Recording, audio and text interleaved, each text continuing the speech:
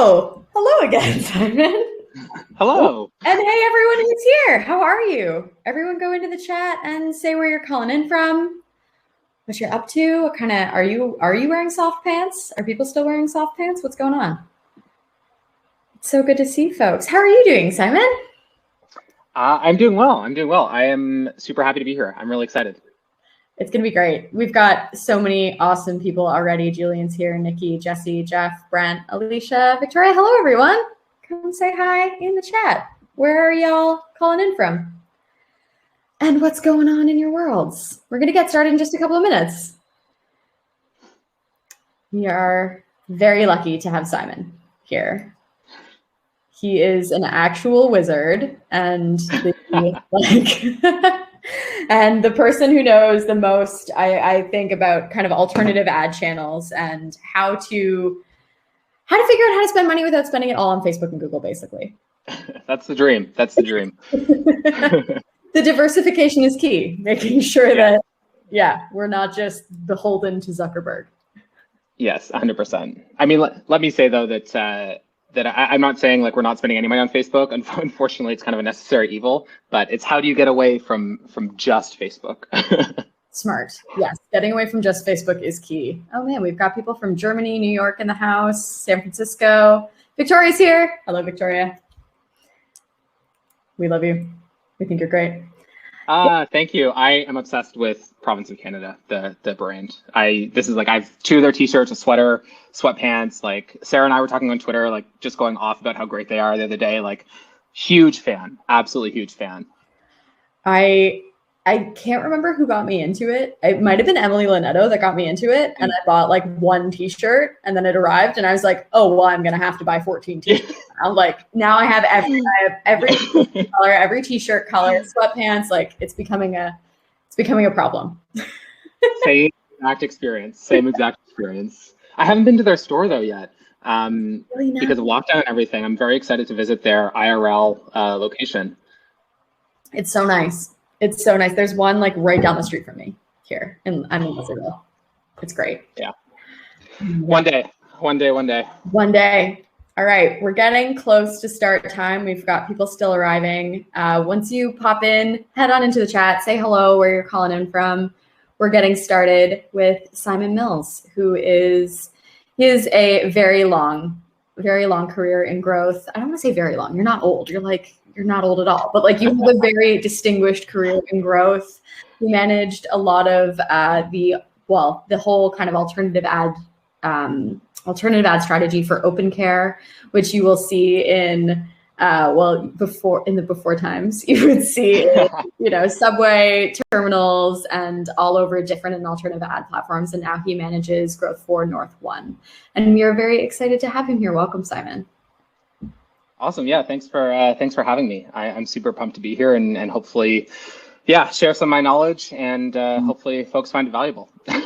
Awesome. Very cool. Well, I am going to pop my mic off, pop off video and hand the reins over to you, Simon, but everyone give him a very warm welcome and make sure to add questions in the chat. All right. Thank you so much. Cool. So hopefully everyone can see my screen. Let's kind of get right into it. So today we're going to be talking about why and how to diversify your channel mix. So I'll kind of kick it off, just a little bit about me. As Sarah mentioned, I currently lead performance marketing at North One, which for those of you that don't know is a neobank that operates in the US, headquartered in Toronto, but operating in the US, serving small and medium-sized businesses. And prior to that, I was a growth manager at Open Care, another startup here in Toronto, a 2-sided marketplace that connects dentists and patients. So learned a lot about the American dental insurance space through that experience, which was really interesting. Over the last 3 years or so, I've driven about $7.3 million in revenue. I started my career out in content and email and then transitioned to performance shortly thereafter. And I have experience testing over 15 paid channels and a few non-paid channels as well across Canada and the US. So what we're going to cover today. Number one, we're going to focus primarily on paid channels.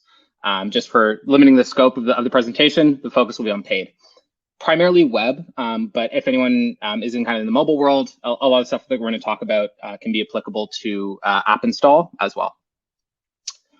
We are going to focus the majority of our time on direct response and performance, and less on brand key performance indicators like lift and recall, although those are very important. But again, just in the interest of time, it's really going to be focused on more like the direct response type stuff. And then earned, owned, and product type growth tactics are kind of beyond the scope. So think things like PR, SEO, content, referral programs. Happy to chat about it afterwards or during the Q&A or offline. But again, just for interest of time, going to keep things a bit narrow.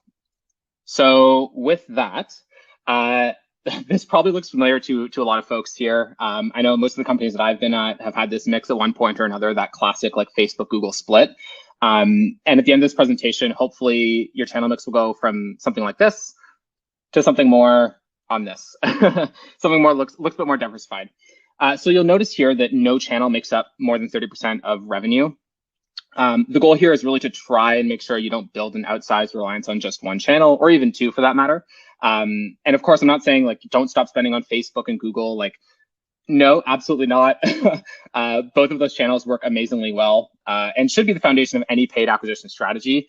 But what I am saying is that there's a world beyond that, beyond those two channels, and that together with Facebook and Google, all those channels together can make for a more defensible acquisition strategy. Easier said than done, I know, but definitely something worth aspiring to. So let's get into the why. And there's a few reasons that we'll kind of dive into in more detail. So number one, existential risk. So there's a business risk that comes with an over-reliance on one or two channels, and we'll kind of get into exactly why that is. Secondly, competitive edge. So through both lower and different competition, you can gain an edge against your competitors.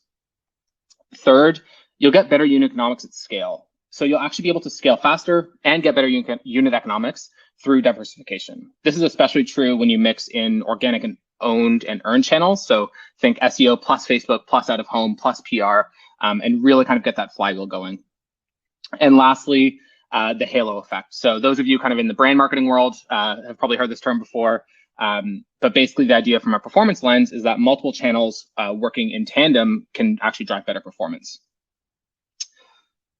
So number one, existential risk. So the dynamic auction model that Facebook and other paid social ad platforms use allows for limited predictability and cost. So what do I mean by this? So let's look at the following example. This graph shows the average cost per 1,000 impressions over time. Every year, Facebook CPMs go through the roof. On Black Friday, Cyber Monday, right? You're kicking off the holiday season. So if you're completely reliant on Facebook, you kind of just have to eat that cost, which for small businesses can really eat into margins and actually have a pretty big impact. And most importantly, you have no say or control over when or how these costs will change, right? Like, let's say it goes up 30% one year and then the next year goes up 40%, or like you have just no control or predictability on those costs. So by having a diversified channel mix, you regain control over your acquisition strategy and can simply just reallocate budget to other places when things get expensive. You just have that flexibility.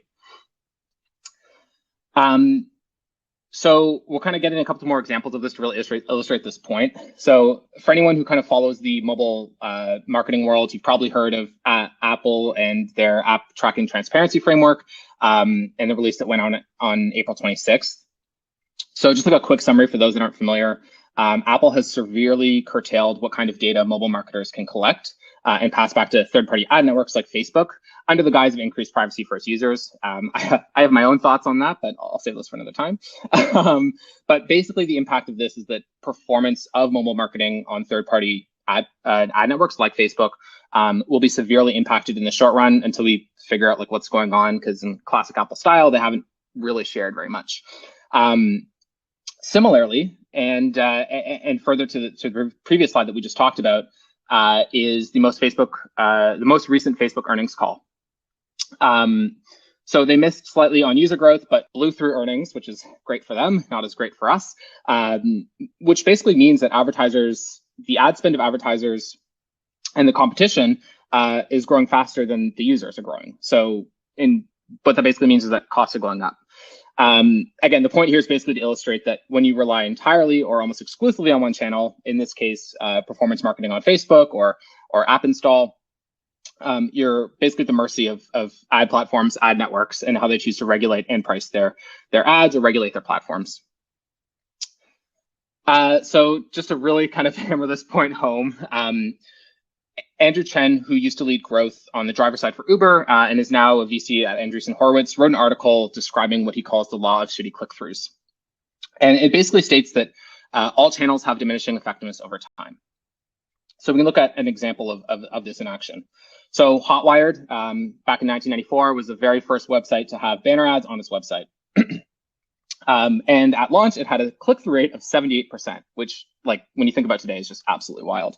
Facebook in 2011, so this is like literally 10 years ago, click-through rate was 0.05%. So you can see just even there in the banner ad format, the diminishing returns that you're getting.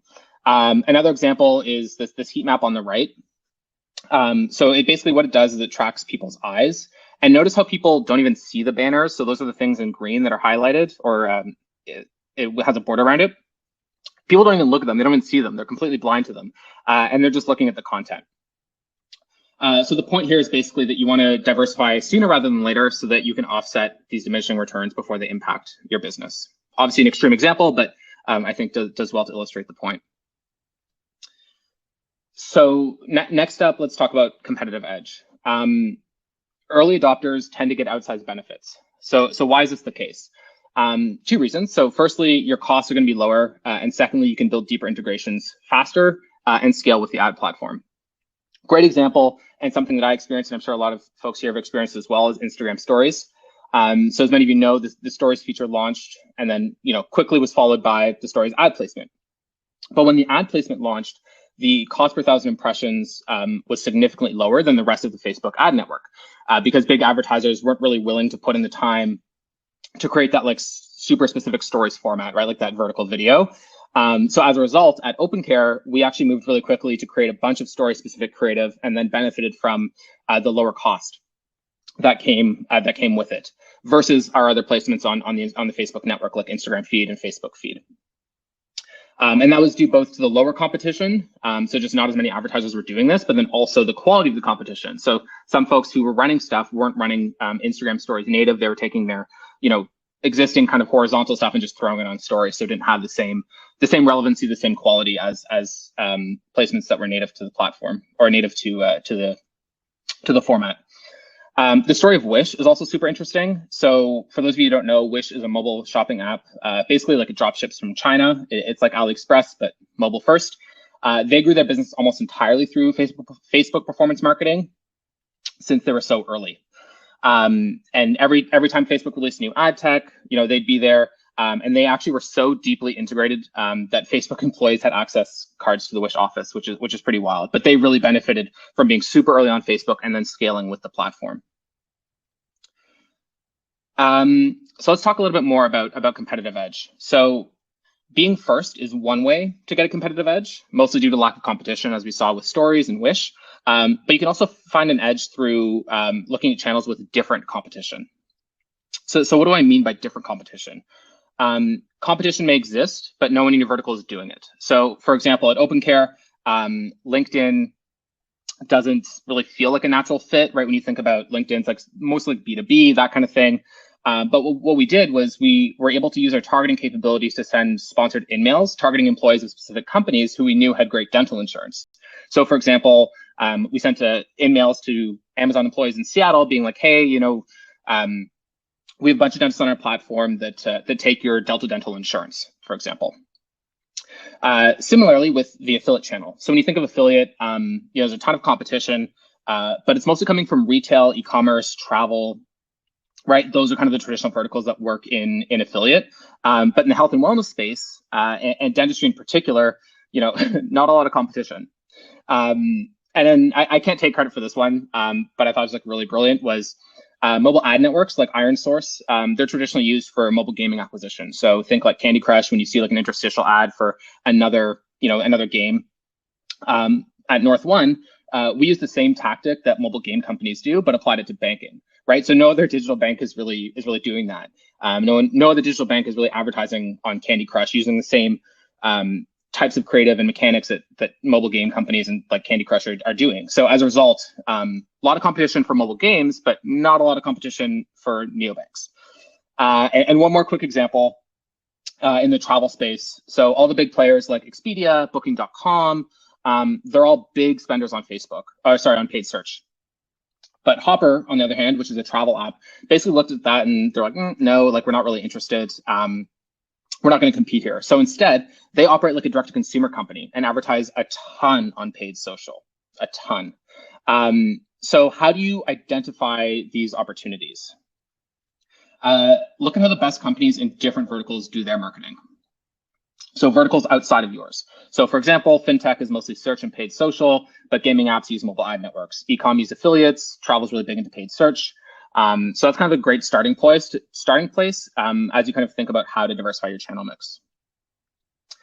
So the end result is basically that if you can make non-traditional channels work, it'll allow you to cut through the noise and build a moat around your acquisition strategy. So a nice byproduct of diversification with the goal of reducing channel risk, i.e. existential risk, and building a moat around your acquisition strategy is better unit economics. So how do you do this? So you don't get economies of scale on Facebook. In fact, incremental cost can actually go up in most cases. This is also true of other self-serve auction-based platforms, but particularly true on Facebook since it's the biggest. It's kind of interesting because this dynamic only really exists with these auction-based ad platforms, right? If you think of like direct mail or out of home, if I'm buying sort of traditional mass media, the more money I spend, the more negotiating power I have, and the more bang I can get for my buck, right? So you're actually getting those economies of scale versus on Facebook, that's not really the case. So why is this the case? To really understand this, we need to kind of go through how the Facebook algorithm works. So on the right, you can see this like handy little diagram. And the fish represent all the potential customers that Facebook has identified. The ones circled in red represent the lowest hanging fruit, i.e. the ones that are most likely to convert or take your desired action. As you spend and all those fish in red convert, two things start to happen. Number one, you and all other advertisers like you end up bidding each other up in the auction in an effort to fight for those last remaining fish, the red fish. And number two, once you've depleted all the red fish, you start fishing for the blue fish, who may need more convincing to convert. So for example, a red fish may only need to see an ad 3 times to convert versus a blue fish may need to see an ad 7 times to convert. The end result in both cases is that your incremental costs are going up. So knowing this and returning to the CPM graph that I showed earlier, in November, so Black Friday, Cyber Monday, when all those costs are going up, why not turn off Facebook or reduce spend on Facebook and reallocate more of that money to another channel like native or Twitter or direct mail or something else or podcasts, right? Having that flexibility allows you to get the best of both worlds, the scalability of Facebook when it makes sense and the unit economics of other channels when it makes sense. So the end result is scale while keeping your costs somewhat under control.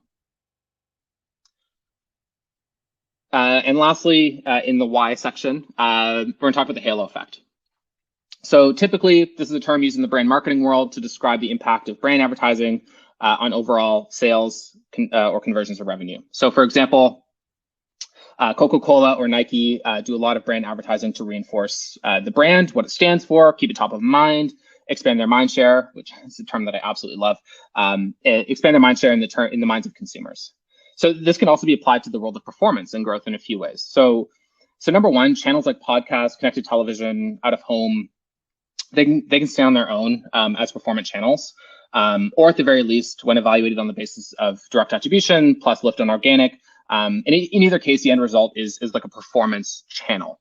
But what you'll also start to see is the halo effect on your other sort of like traditional performance channels, if you will. So for example, if you see a TV commercial or a podcast sponsorship or a billboard, your direct response ads on Facebook and paid search are going to work better, typically. So for example, the typical user journey, let's say you listen to a podcast 4 weeks in a row, talk about the same brand, the host keeps pushing the same brand over and over again. So then you finally, give in, okay, like I'll Google them, see what this is all about. And then 3 days later, you see an Instagram ad and then you convert. right? So it kind of like guides you through the entire journey. And then when you kind of blend that all together at scale, you actually end up getting efficiencies, basically.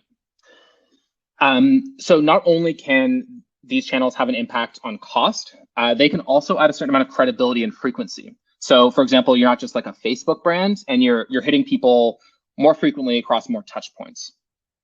So for another quick example, if you're running transit, they may see your ad on the bus or in the subway, and then they see your ad on Instagram later in the day and then convert because they recognize the brand from their commute of going back and forth and seeing your ad on the bus every single day. And finally, with proper attribution, this can be measured and done in a way that demonstrates that these channels are actually performance channels. So you can actually kind of measure all of this. It's not perfect, but you can actually really start to understand how all these channels play together. Okay, so hopefully by now I've convinced you on why diversification is important, whether that's mitigating risk, gaining a competitive edge, and building that moat, getting better unit economics, or driving better performance through the halo effect. But the next question is like, okay, this is all great. I'm interested. Like, when should I do this? So that's what we're gonna talk about next. Generally speaking, you probably want to be spending somewhere in the range of 200K or more per month before you start thinking about diversification.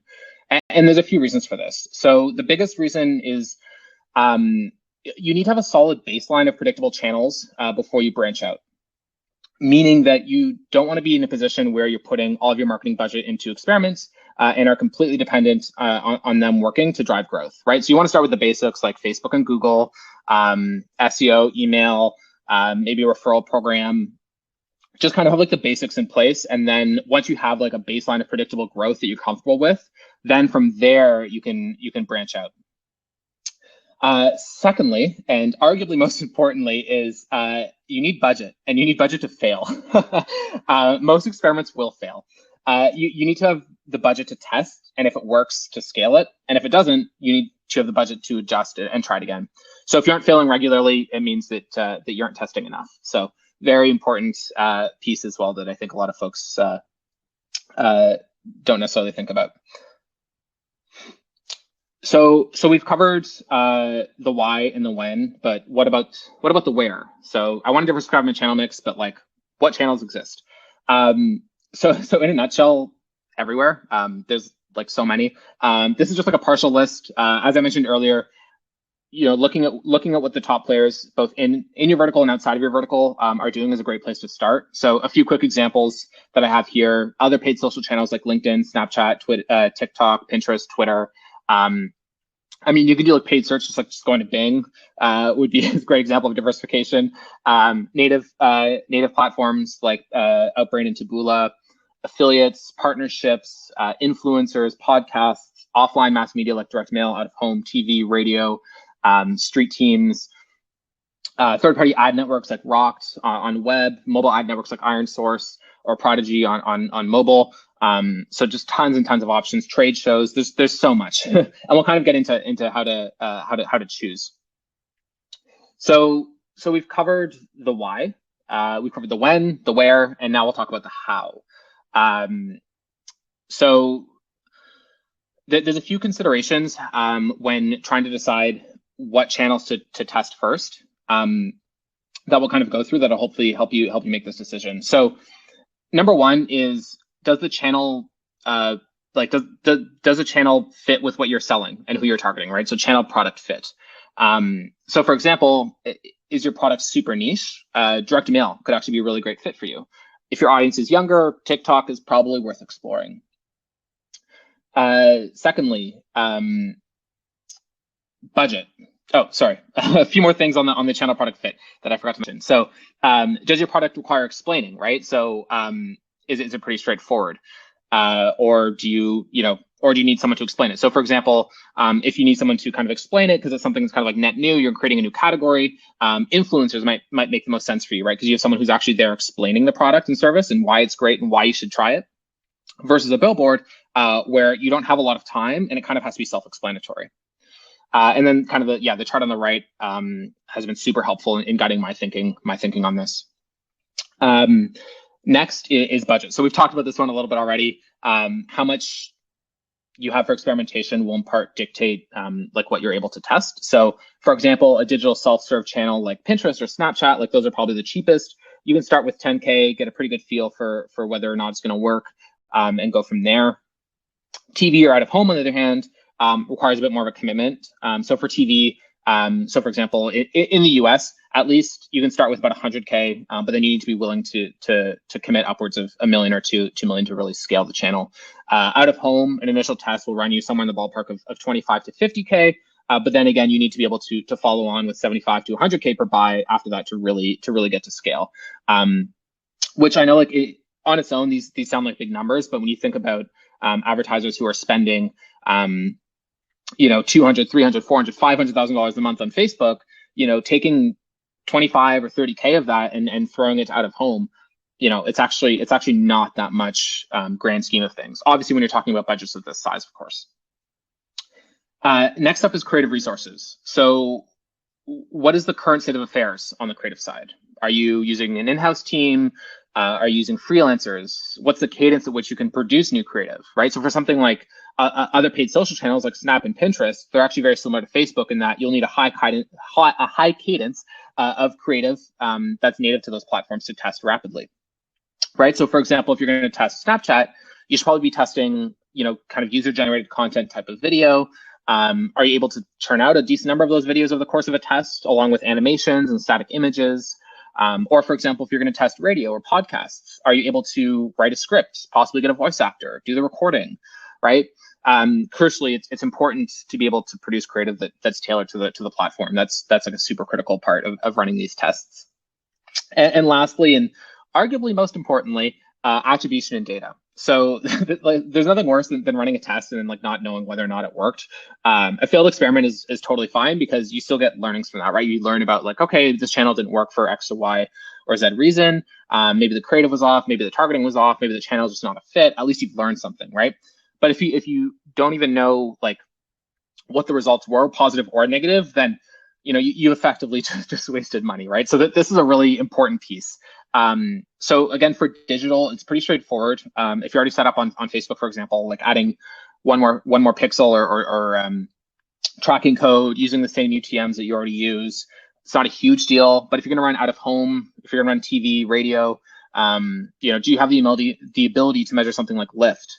Are you able to implement and piece together things like the checkout survey responses plus the promo code redemptions, and then the lift within a geography or a time frame, right? Like just more considerations around running these channels to really understand from a performance perspective whether or not they're working.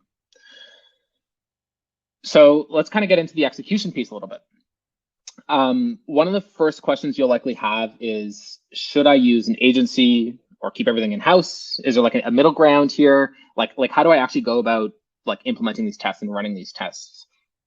So for me, typically, I typically default to in-house or using like a freelancer or a consultant working closely with the in-house team. That way you keep learnings in-house, you level up your team faster, iterate faster.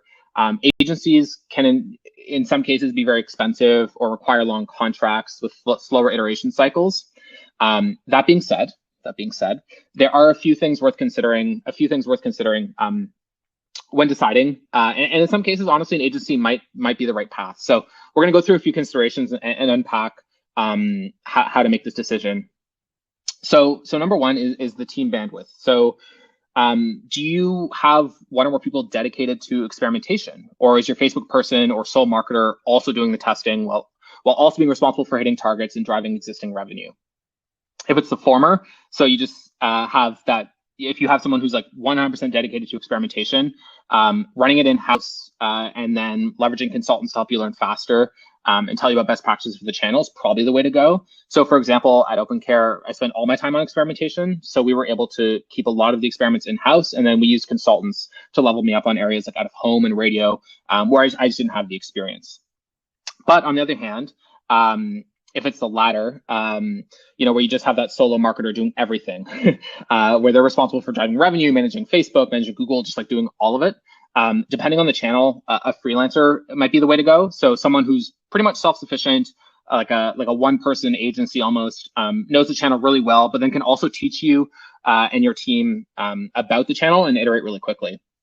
And this is actually the approach that we're taking at North One at the moment. So I'll be hiring shortly for my team, but at the moment it's just me as we get ramped up. And as a result, we actually we lean really heavily on influencers to help with channels like influencers.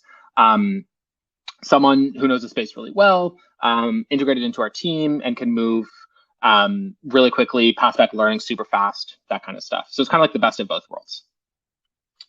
Secondly, how relationship driven is the channel? So in some instances, like affiliate or partnerships, a channel might be super relationship driven, right? So in that instance, it might be really helpful to bring on a consultant or a freelancer temporarily who has all of those existing relationships already to do the intros, get things up and running, do the negotiations before handing the relationships off to the internal team. So basically what this does, it accelerates the relationship building process from 6 months to 2 weeks, because you get that warm intro, you already get that person who's familiar with this world and can kind of just do those intros and get things moving. Next is how specialized or technical is the channel. So this is actually one area where an agency can be really helpful. So take an example like Apple search ads. So these are the ads that in the Apple App Store on iOS that come up under search, kind of like those sponsored related ads or sponsored related apps, that kind of thing. So that's like a whole channel unto itself. So it's like a highly technical channel. So think of like paid search, but then for like the App Store. But with limited scale, right? Because again, it's the App Store, so there's only so many people searching for apps in the App Store. But it's also higher quality and higher intent, right? Because if I'm searching for something, it means that I'm like very interested in downloading the app or like looking for it.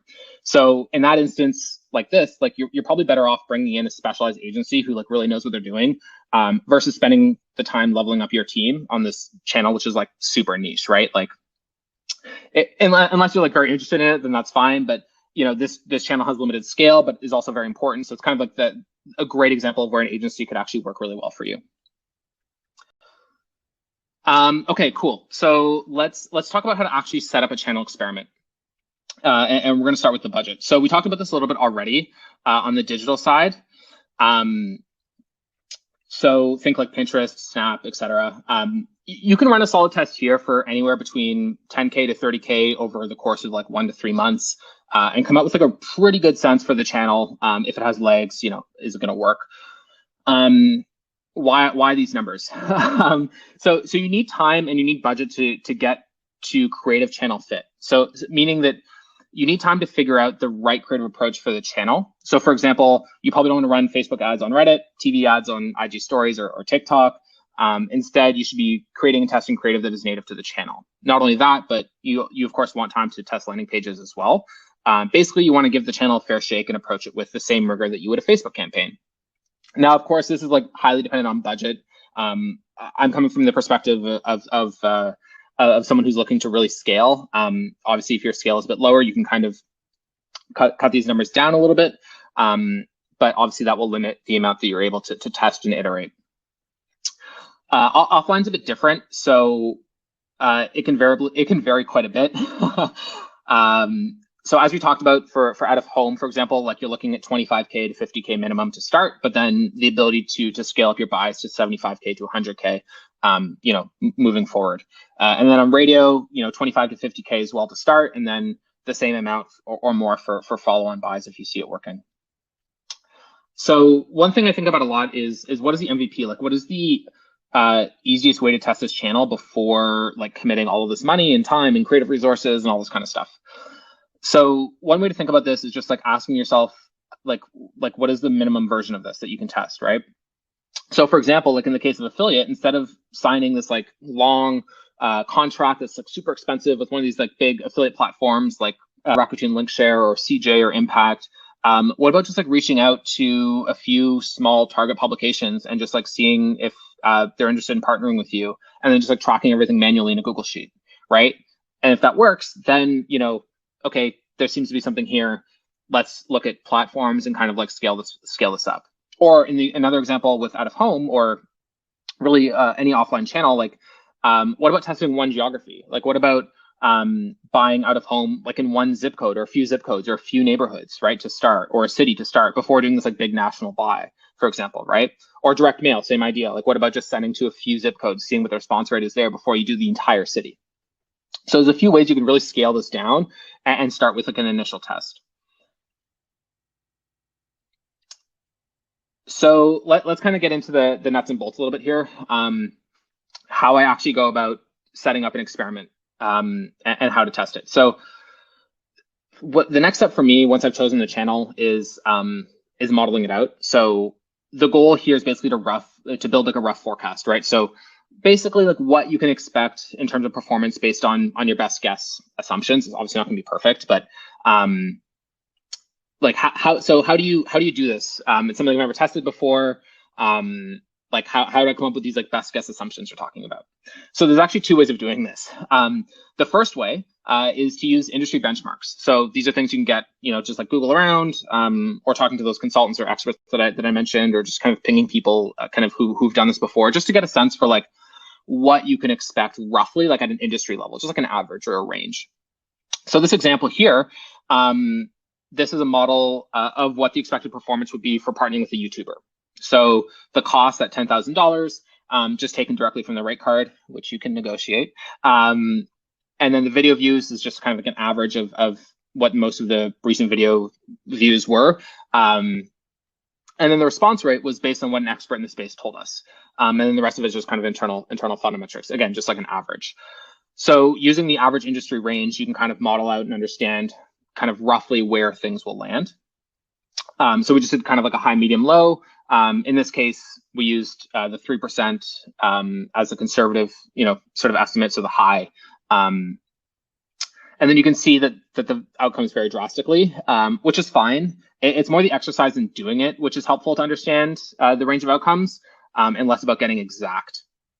So furthermore, you can also think about what is the most likely outcome based on what you know about your business or your hypothesis around how the channel is going to perform. So for example, this YouTube influencer has an audience of small business owners for North One, and they seem to get a ton of comments relative to the number of views, right? It seems like a pretty like engaged audience relative to the number of views that they're getting.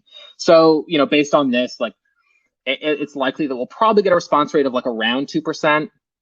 And at that response rate, like I'm comfortable with the cost per action that we forecasted. Again, it's a bit touch and go, but it's basically like a baseline that you can kind of establish going into these things, right? And then from there, you can update these models to reflect the actuals, right? So you have your projections, then you can actually add in the actuals and understand like how close you were, how off you were, and then really over time develop this sense of performance, not only on that channel, but then also channels like it. So it's kind of just a good exercise as well for you, at least that I find very helpful in understanding like how good my my projections are relative to what the actuals can be. I tend to be optimistic. The second way of doing this is using channel comparables as a starting point. So in this example, I'm trying to get a sense for what performance could look like on native advertising. So ad networks like Outbrain and Taboola. For those of you that aren't familiar, it's basically like if you're reading an article on CNN.com, for example, and then at the bottom it has the like other articles you might be interested in, and then has like links to a bunch of different articles. A lot of them have like clickbaity headlines, but that's kind of the placement. So in this case, I've used Facebook comparables. And Facebook's a channel that we have a ton of data for. It's a primary channel. And why did I choose Facebook over something like paid search or something else? So Facebook is a medium to low intent channel, right? So when you think about the behavior of scrolling on your newsfeed and then seeing an ad for the dentist or a bank account or shoes or whatever, it's very similar to that of reading a news article and then seeing an ad at the end for that product or service, right? It's kind of the same thought process. In the sense that like it's a medium to low intent sort of like quote unquote display channel. People aren't like actively searching for buy a new pair of shoes or similar, right? Like they're scrolling Instagram or reading a news article about something that's happened in the world, and then they see this ad for shoes. So they're not like thinking about shoes. It's a lower intent channel. But then using like the Facebook benchmarks of click-through rate and conversion rate as a starting point can kind of give you a sense again for how the channel will perform. And again, just a starting point, a benchmark to kind of think about like how it might perform. So how do you know if a channel test was successful? Like how do you define success? Generally, I think about this in terms of positive signals. That's kind of what you're looking for. So I'll say right out of the gate that it's very rare for a channel to work immediately. So, if you define work as hitting your target conversion rate at your target cost per action, it's not gonna be like Facebook and Google on day one for a number of reasons, right? Number one is that like you're not actively, the Facebook and Google, you've optimized these channels, right? You've spent the time to really figure them out, get them to work. Your first stab at this channel is probably not going to work. And then secondly, the reality is that like Facebook and Google, like they have a lot of information. They're like very good at targeting, right? That's why they're the top channels. So instead, what you can look at are trends, right? So are the metrics you care about, whether that's click-through rates, cost per action, the rate at which your funnel converts, like are those things trending in the right direction, right? Do you think with a bit of optimization, you can keep that trend going and hit your numbers? Or is it so wildly off that it's like not even worth your time? So we can kind of get into a really quick example to illustrate this point in more detail. So in this example, we have two channel tests, channel A, channel B, on the left and the right. Our target cost per action, so our goal is $400, which is on the y-axis. After 1 month, channel A had a starting cost per action of $1,000 and an ending cost per action of $500, steadily decreasing week over week, thanks in part to some of the creative testing that you've been doing throughout the month. Channel B, on the other hand, started at $1,000, finished at $900, and then plateaued after 2 weeks. Even though you've tested a number of different creatives and used a high converting landing page that you had a high degree of confidence in. So channel A is what I'd call having positive signals and should probably scale. Things are trending in the right direction, right? It hasn't hit that 400 just yet, but it seems like with a bit of work, it could get there pretty simply. Channel B, on the other hand, needs a bit more work. So depending on your resources like budget, time, team, it's probably worth putting it on pause, and moving on, obviously case by case, but it's going to take some work to really bring that down to $400. But the same strategy or approach can also be applied to other metrics, right? Like a combination of click-through rates, funnel conversion rates, like whatever metrics are important to you, the same principle sort of applies here. It's like, is it trending in the right direction, right? Like, do you see a world in the not too distant future where this channel can get you to the metrics that you need to call it a success? So to summarize what we've talked about today, I've been talking for a long time. Okay, so we started by talking about the why diversification is important, specifically looking at things like how relying on one channel presents an existential risk to your business. So looking at the examples of Apple and app tracking transparency in iOS 14.5. We looked at the steadily increasing ad prices on Facebook. And then how you can get a competitive edge by being early or by being different, and how to get inspiration from companies outside of your vertical. And then finally, we looked at the impact that the mass media channels in particular can have on creating a halo effect by increasing performance on direct response channels. Next, we looked at the when. So looking at current marketing spend as a way to decide when you should be thinking about diversification. Third, we briefly touched on the sheer amount of channels that are out there, and some considerations to help you choose where to start, such as channel product fit, budget, creative resources, and attribution and data. And finally, we talked about how to run these experiments, from how to execute to how to set up the experiment and build projections, through to modeling, and finally to defining success. And that's it. That's everything. So happy to take any questions. Feel free to shoot me an email. I know it's just like very old school, but I like email. So here we are. Hit me up on LinkedIn. Like, I'm always happy to chat about this stuff and help in any way that I can. I've also included a appendix slide at the end. So I'll make sure that this deck gets over to Sarah, and then she'll circulate it with like kind of some of the resources and some of the stuff that we've talked about, some of the things that I find interesting. But yeah, thanks for your time. Thanks for coming out. Hopefully you learned something. So much. Thank you so much, Simon. That was fantastic. There are a bunch of questions in the chat. I can kind of play fireside chat if that's helpful. Yeah, let's do it. Amazing. Okay, so Nara asks, are there any known tracking methods for offline to digital marketing mix? Any examples or suggestions would be really helpful. Yeah, this is a tricky one. So it's never going to be perfect, but the way that we've kind of thought about attribution and the way that I've done it in the past is kind of what I alluded to, which is looking at a number of things, right? So let's take out of home, for example. So on your creative, you can have a custom landing page, you can have a promo code. So basically what you can do is you can track like the number of people who visit that custom landing page. That's a decent proxy, and then how they convert through the funnel.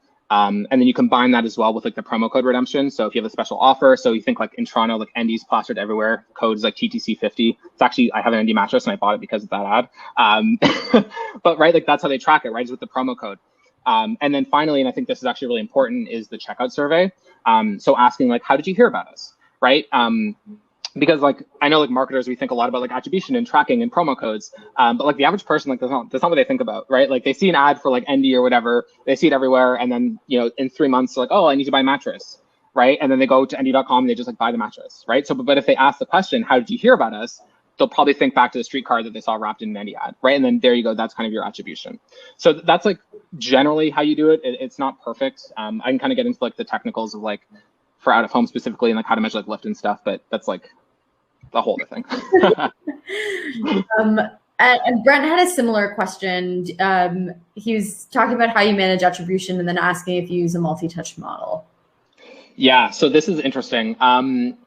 For a long time, we just had like a last touch attribution model. And we had a first touch and a last touch. So we were able to like kind of toggle between them and see like, you know, first touch and last touch and just kind of piece together the user journey that way. And then we eventually built like an in-house multi-touch model, which was great. And it gave us a lot more insight.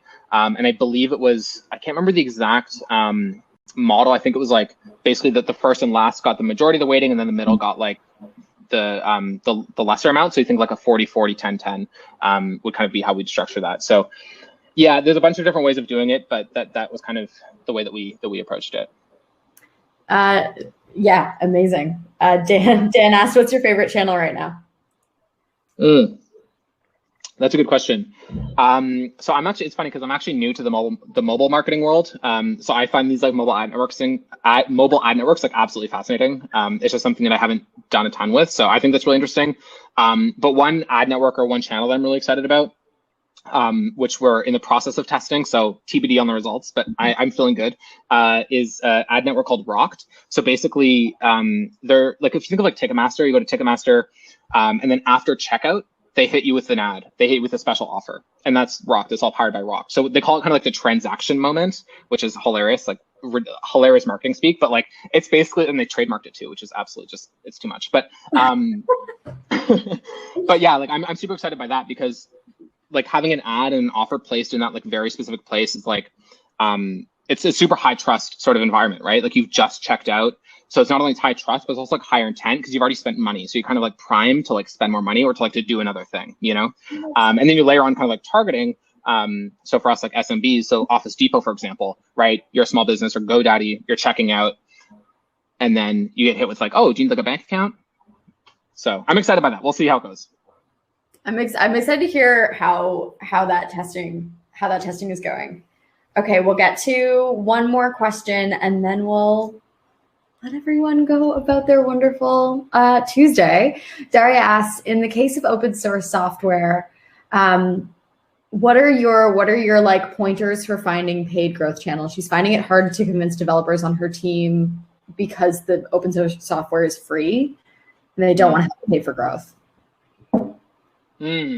Yeah, that's a tricky question. I mean, in terms of like paid, like it depends on your audience and kind of who you're going after. The reality is, unfortunately, that like Facebook and Google are kind of expensive. Yeah, I don't have a great answer. Like if you don't have the budget, like I'd think about maybe exploring things like referral programs. Could be one way. Kind of like a give 50, get 50 sort of situation. Investing in content, SEO, that kind of stuff. Yeah, I don't have a great answer. I'm sorry. Yeah, it's challenging when I remember when we were marketing Wave and it's free accounting software. And there was always at the very beginning when we didn't have a lot of budget, there's a lot of these conversations around like how much can we actually pay for someone if we're giving them something for free? And then we're figuring out how to monetize them later with ads. So yeah, figuring out kind of like lifetime value of those customers was wild. It was like West at the beginning, but yeah, I would say just keep experimenting. If you can spend a few dollars on Google Ads, if you know that people are actually looking for, like searching for your software and you can potentially own that channel without having to spend too much, take a peek at the competition on those keywords, and then maybe just run a really lightweight experiment and see what you can do for a small budget. Actually, another way I just thought of this was on the affiliate side. So I alluded to this a little bit during the presentation around like partnerships. So whatever niche that you're in, right? Like who are the editors or the publications that talk about this, right? So you think of like personal finance, for example, right? There's a number of bloggers who this is their thing, right? So like every like bank account or digital bank account or credit card, like they have like coverage with these bloggers, right? And a lot of the time those will operate on a CPA basis, on a cost per acquisition. So it's really nice because it's a fixed cost. So you can reach out to those folks and be like, hey, like, this is our software. This is why we're great. Like, if you're interested, like, write an article, and we're happy to kind of come to an arrangement where any sale or any person that installs the software that you drive, like, will pay you for it, right? And it's a fixed cost. So you can kind of set that benchmark at whatever you're comfortable with, right? Whether it's like 25, 50, $100, whatever it is. That's one way of controlling cost and getting like, you get a bit of like organic coverage, right? Because hopefully those people will rank and you reach their audience while paying less than kind of these, again, the auction models that I talked all about, which can kind of spiral out of control a little bit. So that could be another option. Yeah, that's a great tip. I love that, Simon. Thank you so much for coming and sharing this with us. It was such a great talk, and I know people got a ton out of it. My DMs are full of requests for recording already, and we haven't even ended. Oh, good. So that is a sign of a great way to spend a little bit of your afternoon on Tuesday. So thank you so much for joining and for sharing with us your giant, awesome brain. Yeah, no, this was fun. I had a great time. Thanks for having me. Amazing. Simon's Twitter is in the sticky. It's stuck at the top of the chat, so please go follow him. He's an incredible growth marketer in the network, and you should follow along with what he's up to next. Thank you so much, Simon. Thanks a lot. Have an awesome rest of your day, everyone. Take care. See you later. Bye.